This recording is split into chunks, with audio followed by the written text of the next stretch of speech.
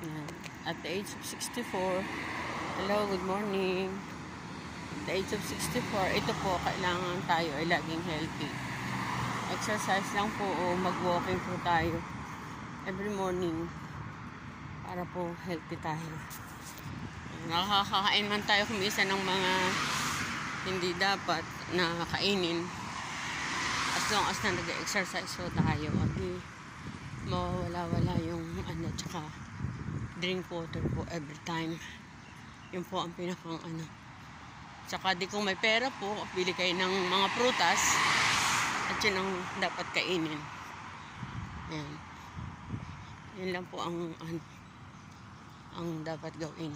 At always pray to God po tayo. Sa pagtanda ko at the age of 64, ay maraming trials na kailangan lampasan. Pero hindi naman ako nag-worry kasi I always pray to God and Lord is with me on every time with my family. Yun lang po ang lakas ko. Always kailangan natin sampalatayanan natin. Ang Ama ay laging nasa atin at siya ang nagbibigay ng buhay at lakas. Yun po ang dapat natin gawin at sundin ang kanyang mga utos. Yan.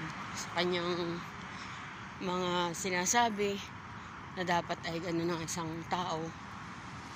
Kaya sa pagiging mabuting tao at wala tayong ginagawang masama, ang Diyos ay laging nakasubaybay sa atin. Ayan po masasabi ko. Thank you po. Thank you, Lord God. Thank you. Eto, lakad-lakad muna. Walking is the best form of exercise po. Kaya thank you. God bless.